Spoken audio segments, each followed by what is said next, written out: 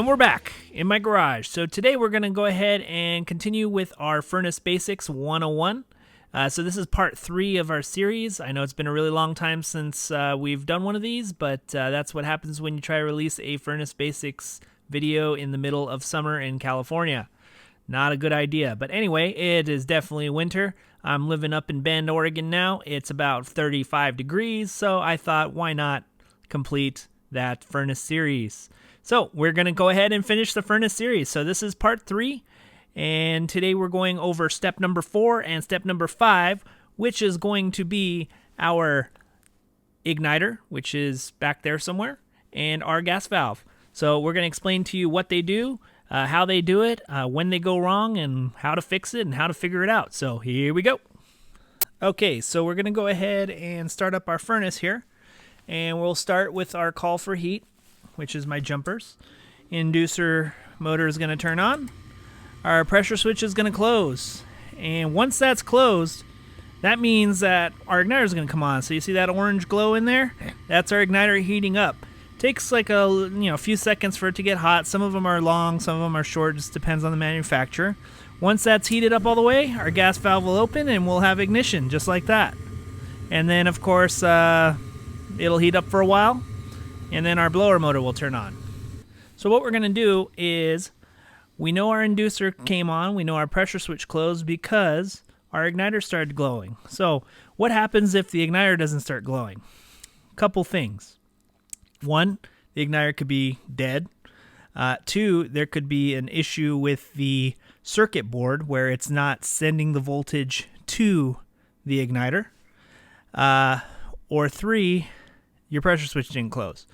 So this kind of ties into testing your pressure switch. So let's say you know this is working, you know this is closing, and your igniter's not coming on. So here's what we would do to test for that. So most systems are going to be using a hot surface igniter, and pretty much looks like this one. So this is a silicon carbide.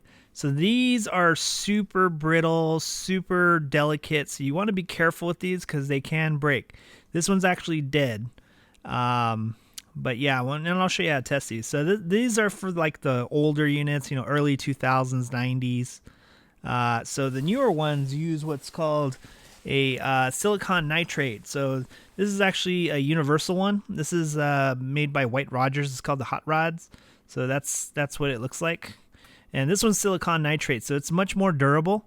And if you have one of these, you can actually upgrade it into one of these. It's got all these crazy mounting options so you can mount this. So anyway, this is a broken one that I just recently replaced, hung on to. So as you can see here, you see that? That's a crack. So that thing's no good. So the first thing you want to do is you want to see if you're actually getting power to the igniter, because obviously if you don't get power to this igniter, then it's not going to work. So we want to verify that. So let me show you how to do that. Okay, so generally speaking, your igniter is always going to be on the first burner. So here's your gas valve up here. So it's going to hit this guy first. So it's usually always on this side. It's usually always on the bottom. Unless you're dealing with like an ultra low NOx and it's like on the top and it's like right like in there and you can't see it. But we're not going to have too many of those because I'm in Oregon now, so no more stupid ultra low NOx furnaces, which is kind of funny because I've been working on some boilers now, and if you look at the burner assembly on a boiler, it's almost identical to an ultra low NOx furnace. So it seems to me like they stole the technology from the burners or from the boilers. But anyway, that's besides the point. So first thing we want to do is we want to make sure that our circuit board is actually calling for it. So generally speaking, it's going to be 120 volts. Some of them are 90 volts. Usually it's like those weirdo Lennox ones, but this one's 120. So what you want to do is you set your meter to voltage, and you're going to take your 2 prongs and you're going to go ahead and stick them in here because you want to see what your voltage is. Now, if you unplug this, some circuit boards will actually detect it and they'll say it's open and it'll start flashing you a bad code. Not all of them do it. Some of them do it. Some of them don't. The igniter itself could be broken and it will still say it's fine. It usually will give you like a failed ignition error code, but if you unplug it, it'll straight up say, oh, it's open line, there's a problem. Some of them do it, some of them don't, but anyway, first things first, let's see if we're getting power to it, because if we're not getting power to it, that means we got a bad board. So we want to find out what the issue is, because this could be either the igniter's no good or we're not getting power from the board. And you probably want to actually test both of these, because sometimes it could be a multiple offender where it's the circuit board's not sending voltage and the igniter's dead. That's rare, but it has been known to happen. It's happened to me a couple times. So anyway, we got our meter hooked into each prong there, and we should be detecting 120 volts. So we're going to be switching it to voltage AC, and we're going to go ahead and cycle on our furnace and see if we're getting voltage. And our pressure switch closed, and we're getting 123 volts. So that means our igniter is receiving power, and as you can see there, it's starting to glow orange. So we know our circuit board's good. So that tells us that our circuit board is sending the call to the igniter. So we know that's working fine. So the next thing we want to do is we want to actually ohm out the igniter. So ohming out the igniter, we're going to switch our meter to ohms, resistance. We're going to go ahead and unplug this guy right here, just like so. And we're going to take our two prongs and we're going to go ahead and stick them in there. So now keep in mind you want to stick them into the igniter port, not the circuit board one. And as you can see here, I'm getting a reading of 48, 49, 50. Now it's warm, so that's why it's doing that. If it's cold or warm, it'll kind of bounce around, but generally each one is different. Some of them are going to be 50 ohms. Some of them are going to be 215 ohms. Some of them are 14. So it's almost impossible. So pretty much this doesn't really tell you too much. You can't use this as a way of saying, hey, your igniter's going bad. Generally, a visual inspection kind of helps you, and I'll go over that in a minute. But basically, we getting an ohm reading. Now, if it ever does something like this and it says OL, that means it's probably broken. So let me show you what that looks like on an actually broken one. Okay, so we have our broken, damaged, or dead igniter here.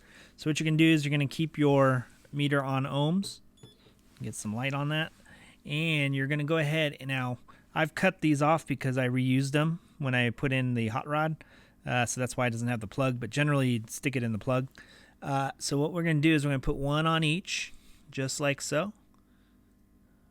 And if you see that, I still have an OL reading. That's open line. That's because the way these work is they send power into whatever you're plugging in, and it has to come back, and then it detects it. But see, this one actually has a crack on it. So the power would go in through here and then come back and then run back and then come through here. But because it's got this big crack in it, power can't go through, so it's an open line. If you get an open line, this thing is dead. You need a new one. You need to replace it. I highly suggest using the hot rods. There is the Honeywell glow flies. Here's a picture of one. See right there. So that's the glow fly. Those are cool because they come with like a ton of brackets. So like if you have some weird awkward one, most likely it's going to have a bracket that'll help you convert it. Because if you have one of these, you can convert it to a silicon nitrate, which is the more durable one. These things, be very careful with them. If you take it out to do an inspection on it, a visual inspection, just do not touch this part here because the oils in your hand will get in there and this thing gets red hot and it can cause issues. But you see how it's all white right here? So this is one of the indicators that it's starting to go bad. So this might actually still ohm out and actually have a reading, but if it's all white, doesn't necessarily mean it's cracked, but that means that it's been overheating and it's starting to get old. So if you see that as a preventative recommendation, you might want to say, hey, it's starting to wear out. You may want to replace it, or you can wait till it breaks. It might last 2 years. It might last 2 days or 2 hours. It's hard to say. But yeah, you can see on this side, see there's that crack. So if you're looking at these, you see something like that, most likely you're going to get an OL reading. Another thing too is this could be a surface crack. So if it doesn't crack all the way through, now this one did, but if it doesn't crack all the way through, it will still work and it will still give you an ohm reading. But if you start seeing that it's bouncing around like crazy, that means you probably have a surface crack somewhere. You can't always see them. Sometimes it's like on the inside of this and you just can't see it. But generally, if it's like super white like this, I'm usually going to recommend a new one just to be safe. I don't really push on it, but I'll just mention it. And if they want to be proactive and take care of it now, they can, or they can wait till it dies. Either or, so their decision. But yeah, that's pretty much how you test the hot surface igniter. Now, a spark ignition system, and I think I have a video, so I'm gonna put that on the screen while I'm talking. Anyway, as you can see here, the spark igniter, it's got these two little metal poles, and it actually arcs across it. Now, there's really no way of testing this thing. If you try to test it with your voltage meter, you're probably gonna blow it up because that's about 10,000 volts. Your meter, I think maximum, most of them are about 1,000 volts. So you will blow out your meter if you try to test it. Pretty much you just want to make sure that it's not like bent. But generally, usually the actual metal poles isn't going to be the issue with it. Usually it's the ignition module or the little circuit board for it. The only other thing you can check is make sure it's plugged in all the way. If it has a lousy connection, it's not going to send the voltage through there. So yeah, that's pretty much how you test those. I don't really know of a way of testing them. Pretty much like if it doesn't work, I'll just replace the module and it works. But yeah, it's like 10,000 volts, so don't touch that thing because it will bite you, and it will bite you hard. But yeah, you can't, it's putting out about 10,000 volts. You don't want to put your meter on there because it will blow up your meter. And as you know, these things are super expensive. But anyway, let's move on to the gas valve. Okay, so your igniter has lit. So the next thing that's going to happen is your gas valve. It's going to go ahead and receive 24 volts from here, and it's going to open up. Now on the inside of this thing, it basically has a little solenoid valve, and it just pops open. Now there is a coil in there, just like your contactor. It's got copper wire wrapped around an iron core, creates a magnetic field, and it magnetically pulls that valve open, which allows the gas to flow through here. Okay, so this is an in-shot burner. Okay, so the spuds shoot gas through here, and there's an effect called the Venturi effect. So think of you throwing a straight stream of gas right through the middle of this. And what's going to happen is there's air here, right? And so it's going to suck that air in there. So it's going to mix with the fuel and the air, and it's going to come out here, and you're going to add your heat source, which is the igniter. So look a little something like that. It'll be right about there. And then when that lights up, you can see here on the front of these guys, you see this little gap right here? These are called the crossover tubes. So these are going to actually ignite that. It's going to have that ignited gas, and it's going to run over to the next one, right? So if we pull out another one of these guys will sit just like that. And so the ignited gas is going to run over to this guy and light this one up, and then so on and so forth, depending on how many burners you have. And that's pretty much how that works. Now, sometimes these burners, they do get dirty. Now, you can see these are clean because I just recently serviced this heater. I've completely ripped it apart and cleaned everything. Even pulled the heat exchanger on it. But anyway, most of them are not going to be this clean. So what you want to do is you want to get some CO2 or what's it called, carbon dioxide, blow it out, or use nitrogen, whatever you want to use, and just blow it out. You want to get all that junk out of there. But stuff will get clogged in here, and if that happens, you get a situation where only one burner lights. Usually it's that first one right here, because that's where the gas is going to hit first. So if that's the case, pull these guys out and make sure that there's no clogs. I've actually had a brand new furnace where it had like a pinch in it. Only one burner would ignite, and that's it, because there was an actual pinch. Like the metal actually got squished, so it clogged it. Now I've also found debris in there, like dust or dirt or whatever is stuck in there. So if you have a situation where only one burner will light, it's probably the crossover tubes. It could also be a gas pressure issue.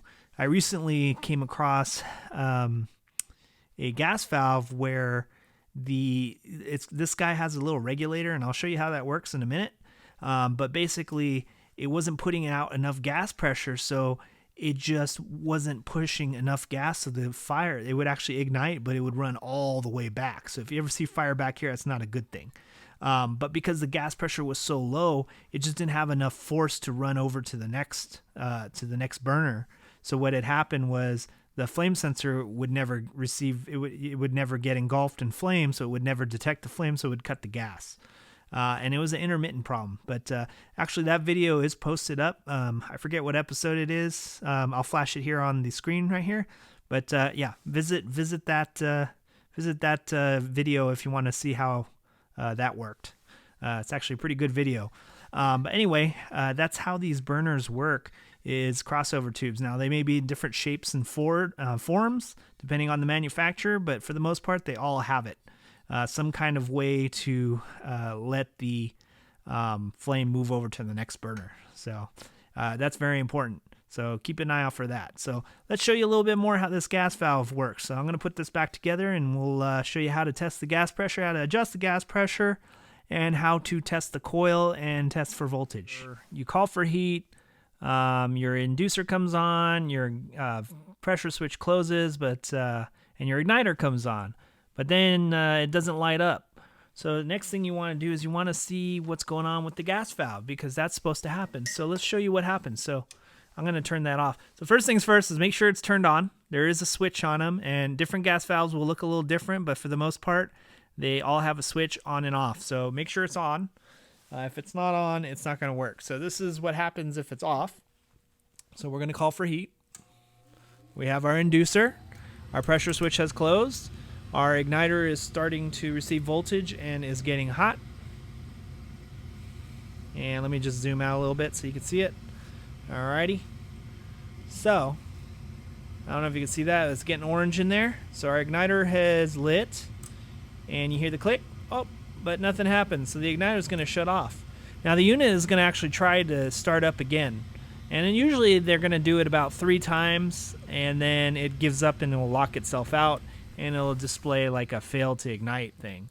Alright. So, this can happen. Now, there's a couple ways that there's a couple things you want to do to test this. So, first things first is you want to make sure you're getting the call for the gas valve from the circuit board. So, very easy way of doing that is checking these 2 leads. So, you should be getting 24 volts to this, okay? So, what you're going to do is you're going to take your meter and you're going to switch it over to volts, AC, just like so. And in this situation, what we're going to do is you can unplug these, and if it's got like some kind of Molex or something, you can unplug it and just test it from the wires directly. In this case, I can actually put it in place because I got some metal. So I'm going to put these here. I'm going to turn it on. And I'm going to put my meter down where you can see it. All right. So we should be getting 24 volts. So we're calling for heat. Inducer comes on. Pressure switch closes. We have voltage to our hot surface igniter. So we're going to wait for that to glow. Okay, so there's our igniter. And keep in mind, this is showing me millivolts. So it's 14.8 millivolts. So there we go. We got our 28 volts. And the flame sensor did not detect flame, so it shut off the gas valve, as you can see. So by doing this, we now know that we're getting the call for the gas valve from the circuit board because it's calling for 24 volts. Now, another thing you can do is you can actually test this if you want. You can apply 24 volts to this. So if you ever have a situation where you're not getting 24 volts, but you want to, it could be a bad circuit board, because keep in mind the circuit board is just a bunch of relays. So if the relay that controls this gas valve is messed up, it's not going to send the voltage. So you're going to say, okay, Mr. Customer, I need to replace your circuit board. But there's that small chance that there could be something wrong with the gas valve too. Maybe the gas valve failed and took the board with it, or maybe the board failed and took the gas valve with it. You don't know. So you want to make sure that this guy is working. And there's a couple ways you can do that. You can actually take 24 volts directly from RNC and apply it. So what you do is you'll hook up a wire from RNC and you plug the C into there. And then when the igniter gets hot enough, you'll plug it in. And if it lights up, you're good to go. That means the gas valve works. Now, one of the things we can do is we're going to go ahead and unplug the 2 wires. Right now, make sure it's in the on position. If it's in the off position, you're going to get an OL. So we're going to go ahead and touch both leads, and as you can see, I'm getting a reading of 92.8 ohms. Now, if you do this and it looks like that, that means it's dead. But keep in mind, you see how when I flipped the switch to off, it went to O? That's because it breaks that connection.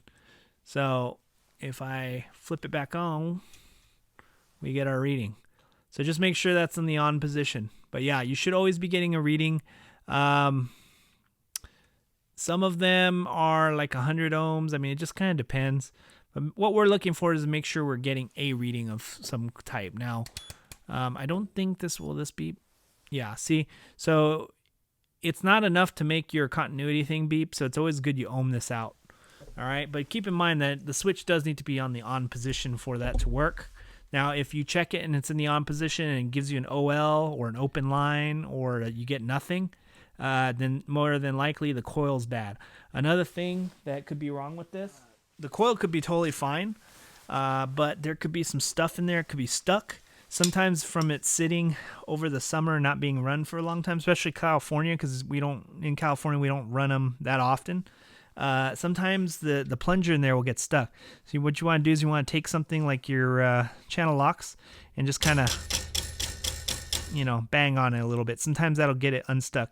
And you want to do that when you know it's supposed to open. So right when your igniter goes on, just kind of give it a good tap. You don't have to hit it hard, but you want to give it a good constant tap. Sometimes that'll pop it and it'll just pop right open. In that case though, I'd still recommend replacing the gas valve as a preventive, because more than likely it's going to get stuck again. So you want to let them know, hey, it got stuck. I got it unstuck. It's working right now, but it could get stuck again. You probably want to replace it. That way, if it fails again, they don't come after you. Because if it fails again, they're going to be like, oh, well, so-and-so was just here and now it's not working. It's like, nope, I told you. Another thing, too, is there is a regulator in here, and you have about 9 inches water column of pressure coming into the gas valve. And for most furnaces, you're going to want 3.5 inches of water column coming out. So there are 2 test ports on every gas valve. So this is your outlet and this is your inlet. So generally you want to test both. Now when you're checking your inlet, you generally want to do it while this is open, because when this is closed, the pressure will build up in the pipe, and so it'll be much higher than it actually is when it's running. So yeah, and then this one, and keep in mind, if you when you open up this port here, turn the gas off, because you're gonna have gas spewing out of there. Another thing with this one, gas won't come out unless this is energized. So just make sure when you're done, you put the plugs back in. Do not lose them. Make sure you put them on. I've seen someone where they tested the gas pressure and they forgot to put the plug back on, and the customer turned on their heater, and when this turned on, gas was shooting everywhere, and fires right here. So poof. So all these wires were melted, and it was a big mess. And it was in the attic too. So thankfully it broke one of these wires, and so it cut off the gas. But yeah, that could have been a disaster. That guy got fired, which sucked, because he was a new guy, and it was an honest mistake, but you got to be careful. One thing about these gas fire furnaces is they are a death trap. They can be. Be very careful. These things can't, you got combustion, you have high voltage, you have low voltage, you got all kinds of crazy stuff going on with these things. So respect your furnace. Be safe. Wear safety gear. As I'm saying that, I'm not even wearing gloves, but you get the idea. Be safe. Make sure everything's good. Make sure you put all your plugs back in. And, make sure if you take off any of these gas lines or anything, make sure you check them for gas leaks, because gas leaks are no joke. If this guy's leaking in here, you got fire down here, whoof, so be very careful with these things. But anyway, enough of that story. Let's go ahead and check the gas pressure on this. Okay, so you're going to have 2 major types of gas valve test ports. You're going to have this kind, which is more common for like the older ones. The newer ones will use this. I think you have to use a 7/64 Allen wrench. I think it's that. But anyway, what you're going to do with that is you basically you loosen it. You don't have to take it out all the way, and then you just slide this thing over. But yeah, we'll show you that. Let me see. I'll if I can find something, I'll flash it up on the screen. There, that's what it looks like. See? All right, cool. So anyway, what you're going to do is you're going to use your little service valve here, or you can use a Allen wrench, and this is going to be your outlet, right? Because this is where the gas pressure comes out. So, and what we're going to do is we're going to test our inlet and outlet at the same time. So what you want to do is you want to go ahead and take this guy out, just like that. And I know a couple of you guys are telling me to stop saying this guy on the comments, but I can't help it. That's just what I do. Oops. And I didn't lose it, promise. Let's move this out of the way. Well, don't forget to turn off the gas, because I almost opened this up without doing that. Now, keep in mind there will be gas inside the line between the shutoff and this port. So when you take this off, you will smell a little bit of gas. We're going to go ahead and hook up our manometer ports. So we just take this guy here. Oops, I said it again. Sorry. And we're going to go ahead and hand tighten it just like that. Don't use a wrench. You don't need to do that. That's overkill. And then we're going to take this one and we're going to go ahead and also screw this one in just like so. Alrighty. And you want to use a manometer. I have the these Fieldpiece job link ones. So yeah. So anyway, you want to make sure you zero it out. Okay, so this is zeroed out. And we go ahead and pop that on there like so. And then we're going to take our other one and we're going to zero it out. And we're going to go ahead and put our hose here for our outlet gas pressure. And then I'm going to try to be fancy and I'm going to flash the screen of my JobLink app on here so you can see what we're reading. So there it is. Okay, so as you can see as you can see right there, we have our Fieldpiece job app. So I have them zeroed out, so I'm showing zero pressure. I'm going to go ahead and turn on the gas. And now you can see that I'm getting 7.76 on my inlet. So the one on the left is my inlet. The one on the right is my output or outlet. So we're going to go ahead and cycle on our furnace and see what our outlet pressure is. So here goes our inducer. And you can see we're still at zero because it hasn't opened. Pressure switch is closed. We have our igniter heating up now. And it's going to heat up. There it is. See, it's starting to turn orange. Okay. And we have ignition. Now you can see that our inlet pressure has actually gone down a bit because it's actually being consumed. And we have 3.46. So let's say we want to adjust that. So this little guy right here, I've already loosened it. Usually you need a flathead screwdriver to take that off. Okay. And then inside there's actually going to be a little flathead space where you can stick your screwdriver in there. And usually it comes in handy to have a little stubby. So if we turn our try not to hit. Okay. So anyway, there goes our blower. So if we turn it clockwise, it's going to turn the gas pressure up. And you want to do this in little tiny itty bitty things. As you can see, it's going up very slowly. Now, the one thing I did notice about these Fieldpiece JobLink manometers is there is a little bit of a lag, which is kind of annoying. So yeah, we're a little bit too high.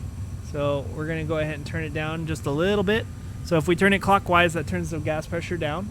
So I'm going to turn it a lot so you can see that. See? All right, and if we turn it clockwise, it's going to turn it back up. And see, there it goes, slowly. So yeah, for gas pressure purposes, I've realized that these JobLinks are kind of a pain because of the lag time. So you'll end up turning it too high. So I'm going to leave it right there. But that's how you check your gas pressure. So you always want to make sure it's at spec. So you can find that out by checking the nomenclature, the little sticker with the model and serial number. It'll tell you exactly what it's supposed to be. So, but generally speaking, for a single stage, it's going to be 3.5. If you have a two-stage furnace, low fire is going to be 1.7, and high fire is going to be 3.5. If you have an ultra low NOx furnace, like the Goodmans, those are usually going to be 3 inches of water column. If it's a Lennox, it's a range between, I think it's like 1.75 to 3.4 or something like that. But again, if you look at the sticker, it'll tell you what it's supposed to be. But this is generic. So if you're dealing with something like this, usually it's 3.5. So as you can see, our inlet gas pressure has dropped a little bit, but it's pretty much close. It is actually a little bit on the low side. Generally, we want it to be 9, or at least in California. I'm not sure about Bend, Oregon, but whatever. That's why we got a regulator. So if for some reason that regulator is not working properly, you will not see the right reading, or you will see the right reading, but that actual pressure will not come out, and it just won't light properly. So if you've actually checked the gas pressure and you've checked to make sure the crossover tubes are going and you only have one burner lighting, could be a gas pressure problem, which usually replacing the gas valve will fix that if you can't get your gas pressure right. So anyway, that's how we check our gas pressure. I hope you liked this video. I hope it's helpful. And make sure you like and subscribe, comment, tell me what a horrible technician I am, and hit that bell notification, and follow me on Instagram and Facebook. Thanks for watching. See you on the next one.